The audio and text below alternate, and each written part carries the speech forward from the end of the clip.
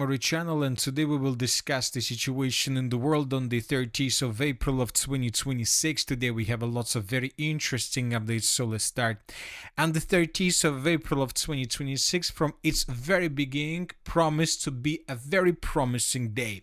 And this morning started with the statements that were made by the President of the United States of America, and he said that I think Putin was ready to make a deal a while ago. I think some people made it difficult for him to make a deal. And most likely Trump was talking about Zelensky. The next statement was also very interesting and very important. I suggested a little bit of a ceasefire to Putin. I think he might do that. So this is a very important situation because the Russians also confirmed that yesterday there was a talk between the President of Russia and the President of the United States of America. And as a result of these talks, the Russians stated that Putin is ready to declare a ceasefire by Victory Day. But from one side, the Russians are ready for a ceasefire, but from the other side, we see that all these announcements made by the President of States and President of Russia trapped the President of Zelensky. So right after the Russians and the Americans confirmed about their readiness to a ceasefire, Zelensky made a very big mistake. He said Zelensky vows for long-term ceasefire instead of short-term proposed by Moscow. Ukraine seeks peace and is doing the necessary diplomatic work to bring this war to a real end. We will clarify what exactly this is about, a few hours of security for a parade in Moscow, or something more. Our proposal is long-term ceasefire, reliable and guaranteed security for people, and a lasting peace. So Zelensky tried to make a situation when both the Russian president and the President of the United States of America will beg him or will ask him for a May ceasefire. And he believed that that was exactly the situation. But few hours later, the Russians made their final statement on this matter, and the Russians stated that Kiev's reaction is not needed to implement the ceasefire. This is the decision of the head of the Russian state and it will be implemented. So this is a very important thing. Russia will declare a ceasefire on Victory Day and without any reaction from Kiev. This is Putin's decision and will be implemented. So now we need to understand one important thing, that the Russians are trying to tell Ukrainians and Europeans and the United States of America that there will be a ceasefire. But now Zelensky must make a decision. Either he will confirm and accept this ceasefire, but it is very difficult to imagine how Zelensky is going to do this after he made a statement about this thing that Ukraine seeks peace and is doing necessary diplomatic work and many other different things from this statement. And if he accepts the Russian ceasefire, this means that these words have no value. And if he doesn't accept the Russian ceasefire, then most likely the Ukrainians would be forced to attack the territory of the Russian Federation during the 9th of May or during these days, to attack the territory of Russia with hundreds of drones and maybe even missiles. And obviously, this possible attack during the May holidays on the territory of Russia would have significant consequences for Ukraine. And as we discussed during the previous days for many times, the Russians are not active right now. We have some offensives along the Sumy region. We have the Russian offensives in the Konstantinovka, Zaporozhye directions. But the Russians are waiting when all these holidays end. And only after the end of holidays, the Russians most likely will begin their major offensives and major attacks in full strength. And of course, if the Ukrainians attack the territory of the Russian Federation during the May holidays, this will most likely ease the Russian decisions on this matter. Now let's move further and let's discuss the situation on the ground. During the previous 24 hours, we received lots of very important updates, and first we're going to talk about the Dobropolye direction where we have huge changes. During the previous 24 hours, the Minister of Defense of the Russian Federation stated that as a result of clashes, the Russians established complete control over the settlement of Novooleksandrivka, and this village is located to the north of the settlement of Grishna and to the south of the settlement of Dobropolye, But this is not a very big village, as you can see, just several dozens of buildings, and that's it. But the most important value of this village is that the village is located basically on the Ukrainian side of this natural barrier, the river of Grishenka and the river of Balka Vtoroi Yar.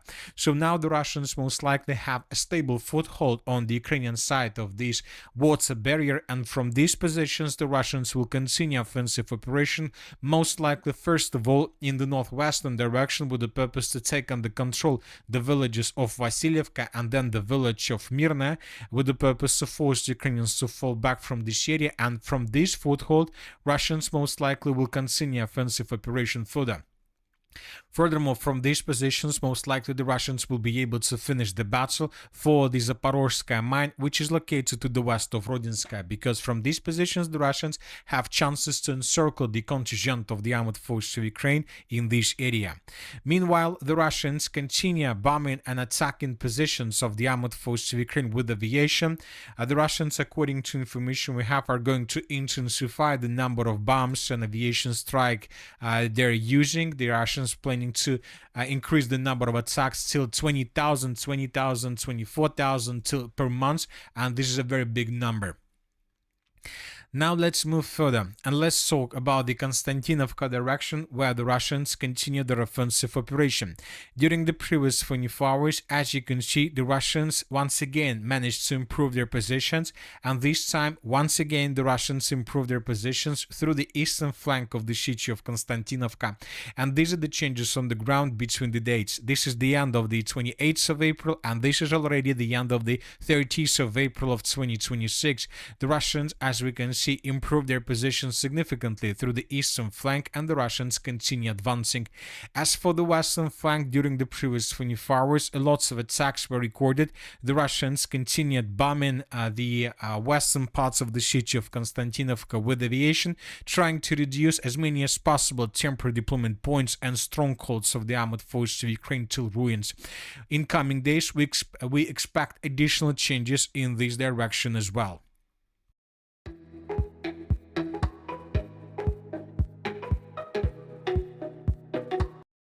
Drømmer du om at få dine penge til at vokse? Få 3 gode grunde til, hvorfor aktiesparekonto kan være noget for dig. The Slavians direction. During the previous 24 hours, the biggest number of updates was recorded right exactly in this area. The Russians attack, and the Russians basically establish complete FPV drone control over the main supply lines. We see that the Ukrainians have less and less foothold in this area, which means that Ukrainians have less and less logistic roads, evacuation roads for their military purposes, which means that the Russians every single day are improving their control over these lines, which means that Ukrainians every single day suffer more and more losses. In coming days, most likely we'll see significant changes on the ground, especially in the area of the settlement of Novooleksandrivka and of course the settlement of Kriva Luka. The city of Liman, no changes on the ground were recorded during the previous 24 hours. The Russians, according to different reports we received several days ago, were forced to fall back from the city limits of Liman, probably for regrouping, but most likely after May's holidays end, the Russians will continue offensive. The northern directions. During the previous 24 hours, we received a very important update, first of all from the Sumy direction. According to information we have, the Russians, as a result of clashes, established complete control over the settlement by the name of Korchakivka, which is located to the north of the city of Sumy. And this is a very important progress. I would like to remind you that the Ukrainians had their second defense layer between the villages of Khotin and Marina, and this was a very powerful defense layer in front of the Russian forces and in front of the Russian offensive. But since the beginning of this year, the Russians have captured 2 settlements through this defense layer. We're talking about the settlement of Mala Korchakivka and the village of Korchakivka, which means that the Russians have almost cut this defense layer into 2 several pieces, and now most likely the Russians will try to establish complete control over these 2 villages, over these 2 pockets pockets separately. And when Russians finish the battle for these big pockets, for this big defense layer, the Russians will have no barriers to continue offensive operation further in the southern direction with the purpose to attack the city of Sumy from the north. Probably by the same time, the Russians will finish the battle for the settlement of Miropolia. The group of forces north stated that currently there are very heavy clashes in this area. We received lots of videos from this territory of how Russians were reducing to ruins, strongholds and temporary deployment points of the armed force of Ukraine. But it seems that in coming days the Ukrainians would be forced to fall back from this territory under the pressure of Russians. And of course, the Russians have a very big pace of offensive operation in the Krasnopolia direction, and these are the changes on the ground during the previous several days. The Russians, as you can see, have improved their positions significantly, and now the Russians continue offensive operation towards the village of Mikhailovka. Most likely in coming days, the Russians will finish the battle for the settlement of Ryasne, and all these things will allow the Russians to begin their major offensive operation towards the settlement by the name of Krasnopolia, which is a very big settlement, and if Russians can take this settlement under complete control, then the Russians will be able to create a very powerful foothold and very powerful base before the beginning of the Sumy offensive operation from the southeast. The Russians will be able to begin concentration of their troops in this area. They will be able to bring additional infrastructure that most likely will ease the further Russian offensive operation in the northwestern direction and of course in the southeastern direction with the purpose to cut the railways between the cities of Sumy and Kharkiv. So the Sumy offensive, as we discussed many times, probably is one of the most important directions for the Russians.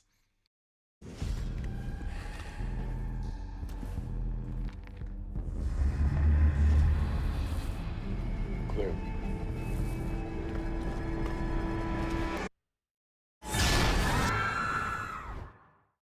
Your last chance to disappear until summer and come back unrecognizable. Start the chair time. The situation is very complicated along the line of combat contact. For example, the Russians stated that just during the previous year, just during this year, since the beginning of the year, 127,000 Russians have signed a contract to serve in the military and another 10,000 soldiers have become volunteers, said Dmitry Medvedev, deputy chairman of the Russian Security Council and the chairman of the United Russia Party. As of today, this year it's 127,000. This is a very big number, and just 4 months have passed since the beginning of this year, and which means that by the end of the year, most likely the Russians will be able to sign more than 400,000 contracts with Russians. So which means that the Ukrainians have no other option but to intensify the mobilization process. And according to information we have, Zelensky today signs decrees extending martial law and mobilization until August 2nd. And you know that today is the 30th of April of 2026, and according to information we have, the current mobilization and martial law expire on the 4th of May of 2026, which means that Zelensky, for the first time probably since the beginning of the special military operation, extended both martial law and mobilization just 4 days before these two processes expire. And this is probably, we have never seen such situation. Very difficult to understand why Zelensky decided to extend both mobilization and martial law for so late. Now let's move further and let's discuss the situation. So May holidays are ahead of us. Obviously, the Ukrainians don't have resources to carry out a major offensive operation with the purpose to answer the territory of Russia, let's say, during these May holidays. But one thing is clear, the Ukrainians during these days are able to carry out a massive attack using hundreds of drones deep inside of the territory of Russia. For example, during the previous 24 hours, the Ukrainians once again attacked the territory of the Russian Federation using hundreds of drones, and once again the Ukrainians mainly were attacking the settlement of Perm, more precisely its objects of energy infrastructure. And once again the Ukrainians attacked this object and PS Perm. So this is the video that we received today from this area. As you can see, a very big white smoke over this object of energy infrastructure. Later we received a certain analysis, and according to this analysis, all these refineries, all these tanks were completely destroyed or significantly damaged. Most likely in coming days the Ukrainians will continue attacking this territory with the purpose to destroy these 3 last tanks for oil. And if they do this, then they will destroy this object of energy infrastructure completely. So during the day we received lots of videos from the city of Perm from different angles. Civilians were making a video of consequences of attack on the city. Here we have another picture, here we have another video but from another angle. Here we have the same situation. And during the possible massive attack, the Ukrainians may attack the city of Perm during the next days, during the May holidays, with the purpose to destroy this object of energy infrastructure completely. Or the Ukrainians during the May holidays could attack or may attack the settlement of Tuapse with the purpose to destroy the Tuapse refinery completely. Because these days we received lots of very interesting updates. For example, today, after the fighting effort in Tuapse was declared, a complete an American RQ-4D Phoenix reconnaissance drone registered in Italy immediately appeared in the skies over the Black Sea. So now the Ukrainians, the reconnaissance drones of NATO are flying in this area, and they're doing just one thing. They're collecting as many as possible intelligence and reconnaissance operation about the city of Tuapse and about the status of the Tuapse refinery. Probably, and we believe that if the Ukrainians break the May holidays ceasefire, most likely they will attack either the city of Tuapse with the purpose to destroy completely the Tuapse refinery, or the city of Perm, or the Ukrainians will attack both cities. Everything is possible, but one thing is clear: if it happens, this is going to be a significant escalation, and most likely the Russians will strike back. Jeg slår uden pause, men jeg kan gå i stykker. Så pas godt på mig, så vil jeg give dig mere tid og mere liv i livet. KH, hjertet.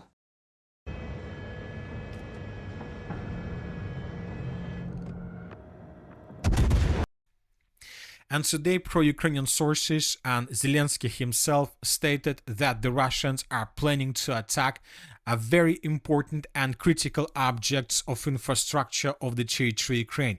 Most likely the Ukrainians don't have this intelligence information. Most likely the Ukrainians came to this conclusion because they understand they are attacking very important objects on the territory of Russia, and if the Russians strike back, most likely the Russians will attack several objects of critical infrastructure through Ukraine that can lead to shortage of water and houses and apartments.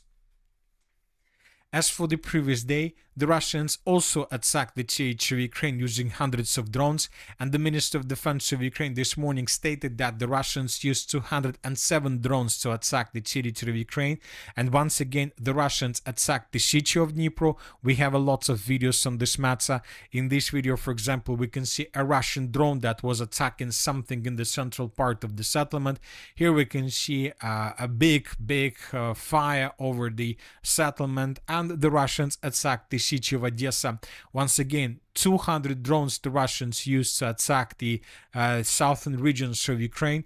And as for the cities of Odessa and Dnipro, we see that the Russians are not stopping. They continue attacking these two settlements almost every single day. And this is a very important situation because the Ukrainians, they attack different parts and different towns of Russia.